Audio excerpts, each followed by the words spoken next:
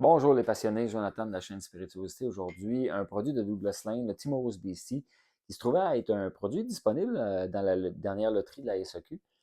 Donc, Douglas Lane, un embouteilleur indépendant, il fait des sous-marques selon la région d'Écosse dans laquelle les whiskies ont été distillés. Et celui-là, Timorous Beastie, c'est dans la région des Highlands. Donc, Speyside, on a droit au Scallywag. Euh, en la région d'Ayla, on a droit au Big Pete. Campbelltown, on a droit au Gold Run. Donc, voici Timorous Beastie, un assemblage des fûts des Highlands et fini en fût de Moscatel. Je ne sais pas si vous vous rappelez, mais les enthousiastes, on a fait un assemblage de whisky de la Côte des Saints et qui était fini en fût de Moscatel. Je peux vous juste faire un petit clin d'œil. Ce whisky-là ici, c'est de Muscat. En fait. Avec Moscatel, Muscat, Moscato, c'est toute la même chose. C'est une sorte de vin, en fait. Et puis, c'est des vins très, très sucrés, très, très bas en alcool, beaucoup de sucre, beaucoup de fruits. J'adore. Pour vrai, c'est des petits vins qui se boivent. Je dis petits vins, c'est pas péjoratif, là. Il y a des très chers, là, des vins, des muscats très chers, mais euh, où je veux dire petit vin, c'est que c'est rarement haut en alcool et très, très sucré, très, très fruité. On est vraiment dans le mi-chemin entre le jus et le vin. Fait que ça donne des excellents produits à boire quand il fait chaud, l'été, tout ça. Et voilà. Fait que le Timorous Beastie est mon deuxième Timorous Beastie de la série de Cheese Cellar, pardon. L'édition précédente. Je l'ai juste ici. C'était un fût de Madeira. Coup de cœur, vraiment très, très, très bon. Et quand j'ai vu que cette année, il y avait le Timorous Beastie, j'ai tout de suite tenté de m'inscrire pour le gagner, en fait, parce que l'autre, c'est une très très belle édition. Celui-là ici, 48% d'alcool, c'est un petit peu dispendieux, je pense, 180, 170 dans ces eaux-là. Ça qui est un peu plus cher, mais moi, quand la qualité est au rendez-vous, j'ai pas de problème avec ça. Et dans ce cas-ci, c'est vraiment très bon. Euh, c'est un whisky au nez qui démontre une certaine vivacité, je dirais. C'est quand même assez présent, c'est quand même assez une petite intensité. On a beaucoup de belles arômes de vanille, euh, sucre d'orge, mais aussi beaucoup de fruits, de raisins, beaucoup, de beaux raisins. Fait qu'on a dans le raisin jaune, quasiment barbe à papa, avec aussi pommes, poires, un petit quelque chose comme litchi peut-être, pêche, avec un petit peu de tropique. Fait qu'on a très, très beau bouquet de fruits. C'est pas, comment je dirais, on n'est pas dans l'exceptionnel, mais on est dans la beauté. C'est cute, là, c'est bon, c'est agréable, beaucoup agréable. Parce qu'il y a quand même une pointe d'épice, une pointe de chêne. Fait que il n'y a aucune mauvaise note dans ce whisky-là. Tout est agréable, tout est à sa place. Et quand même, une certaine complexité aussi, une certaine densité. On a quand même beaucoup d'arômes livrés dans un drame comme ça, là. Très agréable. Fait que pour le nez, euh, pour le nez, je dirais que je sais pas si j'aurais pu à l'aveugle dire que c'est un fût de muscat. Parce qu'il y a beaucoup de similitudes dans ce whisky-là, je dirais, là. Parce que c'est pas tout le temps comme ça, mais dans ce cas-ci, je trouve qu'il y a un peu de PX, puis un peu de Madeira aussi.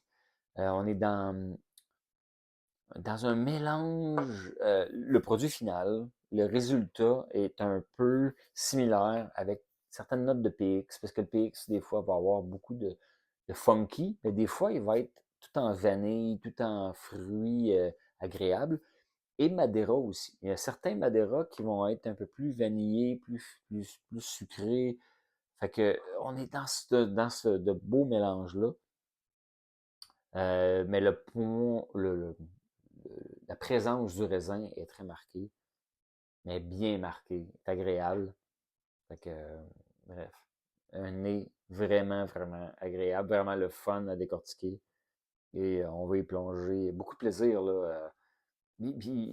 Quand on pogne des bons whisky comme ça, j'ai l'impression que le nez est aussi le fun à passer du temps que de le boire. Personnellement, là, le plaisir à respirer un whisky et à le décortiquer au nez équivaut beaucoup souvent avec le plaisir que j'ai au palais. Bref, sans plus tarder, on plonge. Santé. Hmm. Oh! Donc, c'était sweet en bouche, un peu plus vif, un peu plus acidulé, un peu plus surette presque. Quand même dans le raisin, mais un raisin un peu plus surette. Mais là, un peu plus verger, je dirais. Fait que là, on est un peu plus pomme, poire, pêche, des très beaux fruits du verger. Euh, Est-ce que j'ai de l'agrumes? Hmm. Non, moins agrumes. Plus vraiment fruits vergers avec le raisin au travers de ça, qui le rendent encore agréable. 48%, on le sent un petit peu plus en fin de bouche quand on l'avale. Il y a un petit relent de chaleur, juste assez agréable, juste pour rehausser ce produit-là. Fait que, très bon. Euh, Produit dangereux, produit qui baisse vite, produit qui se boivent quand même assez bien. Dommage que ce soit si rare, parce que c'est un produit qu'on aimerait avoir régulièrement, qu'on aimerait se procurer plus facilement, mettons. Parce que parce que c'est bon. Si on aime cette gamme-là, si on aime, moi j'aime beaucoup Douglas Lane, j'aime beaucoup ce qu'ils font. En général, je trouve que le prix est honnête avec ce qu'ils livrent, puis ils ont quand même une bonne qualité de produit. C'est pas tous leurs produits qui passent à l'histoire, mais sont tous bons ou très bons. Fait que, dernièrement, on a eu droit à une belle pléthore de produits de Douglas Lane dans les Big Pig, dans les Scallywag, les éditions un peu plus spéciales. Mais ce produit-là met en avant plein un fût un peu plus mythique, un peu plus rare, qui est le Moscatel, qui n'est pas un fût qu'on voit si souvent que ça. Et j'ai des belles éditions de Muscat avec les Glenallachie qui sont très, très, très bonnes. Et bon, on avait celle de Côte-des-Saints qui est excellente. Et puis là, ben, j'étais comme content de perdurer cette tradition-là, d'avoir des bons fûts de Muscat disponibles là, qui sont le fun à découvrir. Donc, bref, j'étais chanceux de trouver ce produit-là à la dernière loterie et j'étais encore plus chanceux que la qualité est au rendez-vous. Donc, le nez est vraiment, vraiment, vraiment, vraiment très bon. Au palais, la petite acidité le rééquilibre un peu plus, le ramène un peu plus bon, mais pas aussi exceptionnel que le nez. Je pense qu'il n'y a pas d'age statement sur ce whisky-là. Fait que nécessairement, je pense que la petite jeunesse d'un whisky de 8, 9, 10 ans de l'Écosse ressort un peu plus au palais. C'est pas grave, c'est pas un défaut. C'est juste pas aussi sweet qu'au nez, mettons. Mais bref, un très très bon produit. En date, Timorous Beastie, pour moi, ça a été des coups de cœur. Fait que les prochains qui vont sortir, je vais avoir tendance à vouloir me jeter dessus parce que je suis influençable. Puis j'ai eu des belles expériences jusqu'à présent. J'espère que vous avez eu la chance de l'avoir vous aussi. Puis si oui, j'espère que vous allez me partager vos impressions un peu parce que moi, j'aime beaucoup ce produit-là. Et le problème de ce Proski-là, c'est qu'il n'y en a pas assez. Il y a juste une bouteille, puis ça en aurait pris peut-être deux. Fait que, voilà. C'est pas infini, ces bouteilles-là. Faut les prendre puis l'apprécier. Et le partager avec des gens qui vont l'apprécier autant que nous. Santé!